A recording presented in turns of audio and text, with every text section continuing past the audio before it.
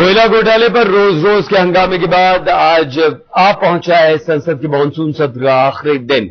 संकेत यह है कि सरकार एक बार फिर से प्रमोशन में रिजर्वेशन बिल पास कराने की कोशिश करेगी, लेकिन बीजेपी के तेवर अब भी गर्म है।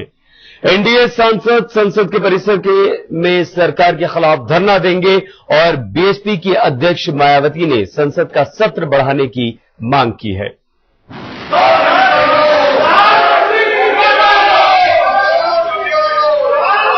कैलेंडर की तारीखें बदलती रहीं, लेकिन नहीं बदला तो संसद का नजारा। कोयला घोटाले पर पीएम के इस्तीफे और आवंटन को रद्द करने की मांग पर बीजेपी ऐसे अड़ी कि एक एक दिन की बलि चढ़ती चली गई।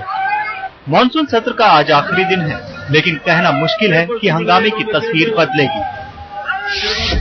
संसद सत्र की कार्यवाही के दौरान कामकाज पर हर मिनट 35,000 रुपए का खर्च आता है और अगर एक दिन की बात करें तो ये रकम 7.65 करोड़ रुपए बनती है।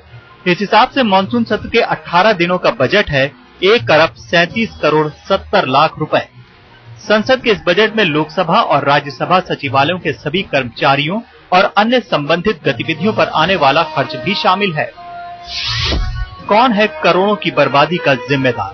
कांग्रेस के अड़ियल रूप के कारण यह सत्र समाप्त हो रहा है और इसलिए हम मान रहे हैं कि ये अगले सत्र के पहले ही कहेंगे कि हम मान लिया, तो फिर इसका खर्चा तो कांग्रेस से लेना चाहिए।